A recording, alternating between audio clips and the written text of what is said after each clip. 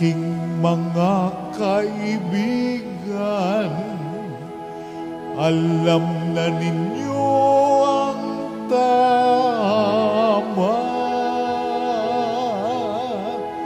na mula sa Amang mahal. Alleluia, Alleluia.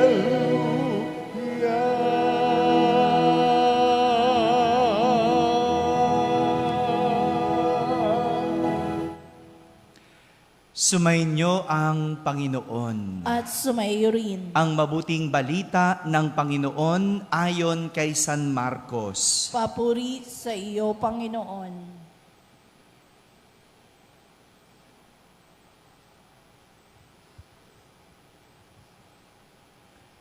Noong panahong iyon, pinalapit ni Jesus ang mga tao, pati ang kanyang mga alagad at sinabi, "Kung ibig ninumang sumunod sa akin, limutin niya ang ukol sa kanyang sarili, pasanin ang kanyang krus at sumunod sa akin.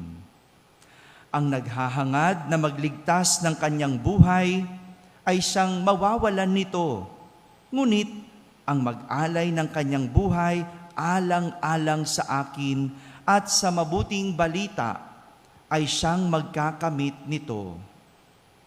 Ano nga ang mapapala ng isang tao, makamtan man niya ang buong daigdig, kung ang katumbas naman nito ay ang kanyang buhay? Ano ang maibabayad ng tao para maibalik sa kanya ang kanyang buhay? Kapag ang sino man ay nahiyang kumilala sa akin at sa aking mga salita sa harapan ng lahing ito na makasalanan at hindi tapat sa Diyos, ikahihiya rin siya ng anak ng tao. Pagparito niya, nataglay ang dakilang kapangyarihan ng kanyang Ama at kasama ang mga banal na anghel." Sabi pa ni Jesus sa kanila, "Tandaan ninyo, may ilan sa inyo rito na hindi mamamatay hanggat di nila nakikitang naghahari ang Diyos ng may buong kapangyarihan." Mga kapatid, ang mabuting balita ng Panginoon.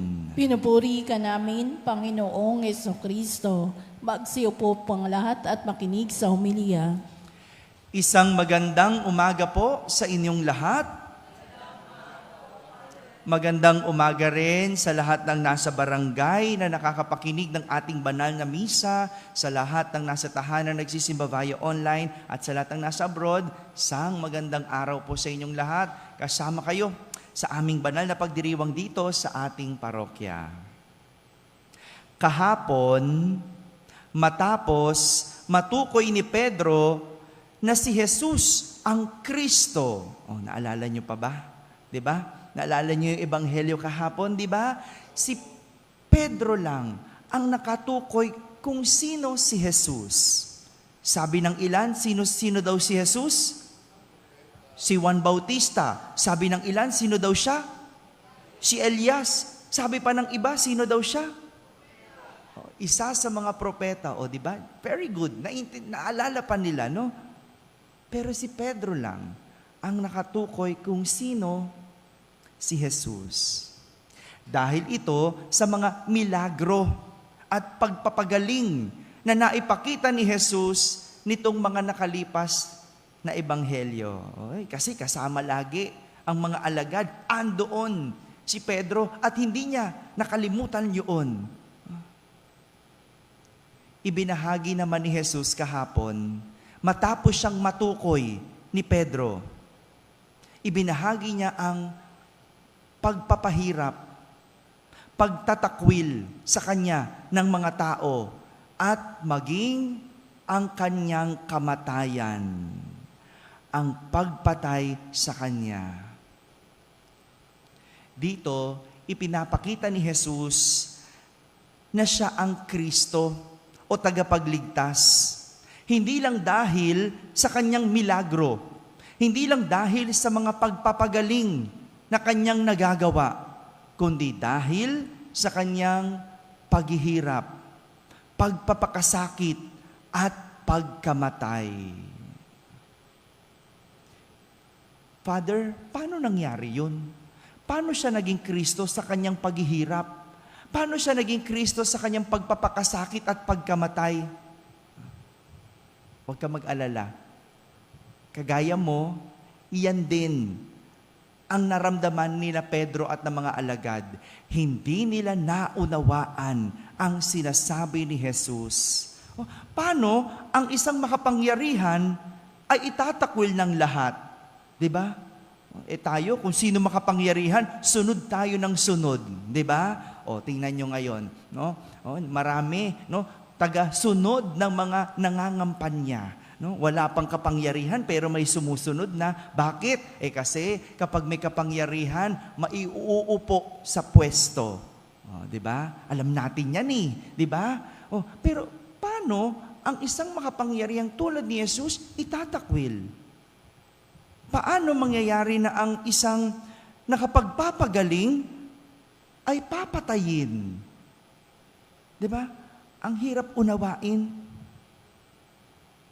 Sadya naman talaga na ang pagpapahirap, mahirap unawain kung bakit nangyayari. Ganon din, kung bakit ang paghihirap, naunawaan ba natin kung bakit natin kailangan harapin? Ang kamatayan, mahirap intindihin. Si Tatay Frederico, wala na. Kasama na ng ating Panginoon. Ang hirap intindihin. Alam nyo, nung kamakailan, na-anoint ko pa si Tatay Frederico. Kasi napansin ko, hindi siya nagsisimba. No? Araw-araw siyang nagsisimba. O kaya kayo, mga lagi nagsisimba, no? Napapansin ko kayo, kilala ko ng mga mukha ninyo, kaya huwag kayong mag-alala. Pag wala kayo, hahanapin ko kayo. No? Pinuntahan ko si Tatay Frederico at gano'n na nga, may sakit na siya. Alam mo, ang sabi niya, no, Father, sabi ko kasi sa kanya, Tay, magdasal ka. Dasal ka ha. Kahit di ka nakakasimba, mag-online mass ka. Sabi niya, Opo, Father. No? Sabi niya, no, ang dalangin ko, kunin na ako ng Diyos. Para sa akin, hindi ko maintindihan yon. Kasi meron ilan sa atin, ayaw mamatay, di ba? Anong dasal? Mabuhay pa. Humaba pang buhay. Ganyan tayo, di ba? Sino ba nagdasal dito ng hirap? Wala. Sino nagdasal dito ng kamatayan? Di ba wala? Yung iba nga, kahit talaga, 1% na lang ng buhay, nilalaban pa din. Gusto pa rin mabuhay. Pero si Tatay Frederico, ang dasal niya, kunin na siya. Kunin na siya. Ang hirap maunawaan. Hindi ko maunawaan yon. Kaya ng mga alagad. Paano maunawaan na ang mangyayaring kamatayan ni Jesus, siya ang Kristo? Ang hirap maunawaan. Naalala ko rin, nung panahong malugi ang aming negosyo at magsara ang aming shop, hindi ko nauunawaan ang nangyayari. Biglang naghirap. Nahirapan kami. Hindi ko naintindihan kung bakit nawala ang lahat. Pero paglipas ng panahon, ngayon, naintindihan ko na. Siguro, kung hindi kami nawalan ng negosyo, malamang hindi ako pare. Kasi mamanahin ko yung negosyo namin. Sigurado yun. Yun lang naman ang pwede kong nakita. Pag naghihirap ka ngayon, di mo maintindihan yan. Di ba? Kailan mo maintindihan yan? Paglipas ng panahon. Pagtapos na ang hirap, doon mo naintindihan, kaya pala nawala na si Tatay Frederico. Kaya pala nawala ang aming negosyo. Kaya pala nangyari ito. Gaya ng pagtatakwil, gaya ng pagpapahirap at kamatayan ni Jesus, sa una, hindi ito maunawaan. Mahirap itong intindihin. Pero kinalaunan, nalaman natin na ang lahat ng paghihirap at kamatayan ni Jesus ay paraan ng Diyos para iligtas tayo. Ngayon, naiintindihan natin na ang pagbibigay ni Jesus ng kanyang buhay ay kanyang pag-ibig sa atin. Alam na natin ang ibig sabihin ng krus, sakripisyo ni Jesus. Ito ang konteksto na sinasabi ni Jesus sa kanyang mga alagad na ating narinig sa ating ebanghelyo ngayon. Yung sinabi niyang, kung ibig nino mang sumunod sa akin, pasanin ang kanyang krus, limutin ang kanyang sarili at sumunod sa akin. Sa madaling salita, ang pagkilala kay Jesus ay hindi lang tungkol sa milagro, hindi lang tungkol sa pagpapagaling, hindi lang sa kanyang kapangyarihan, kundi tungkol sa hirap, pagpapakasakit at kamatayan. Ang hirap at pasakit ay hindi pwedeng burahin sa pagkilala natin kay Jesus.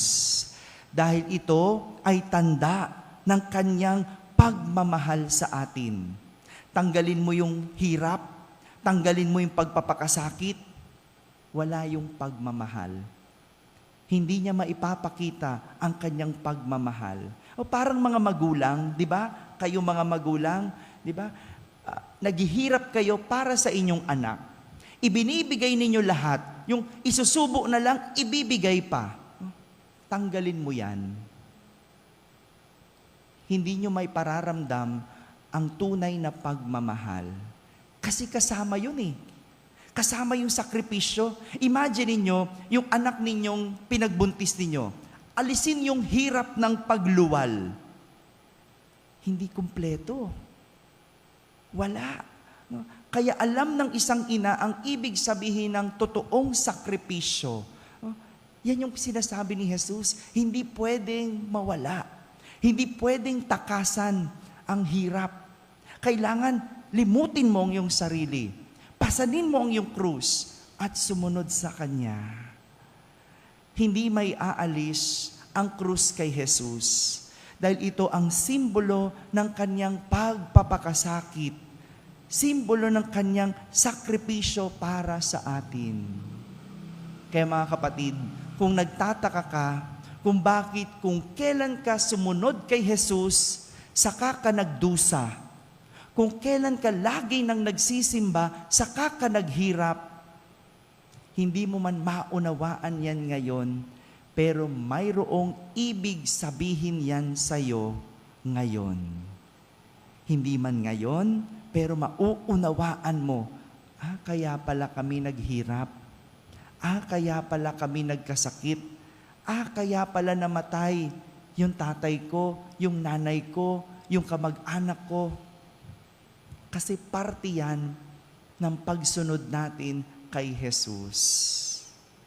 Mga kapatid, kasama ang hirap at pagsubok sa pagtanggap kay Jesus. Kaya naman, sa pagsunod kay Jesus, hindi maihihiwalay ang pagpasan natin sa ating mga sariling krus. Amen? Amen.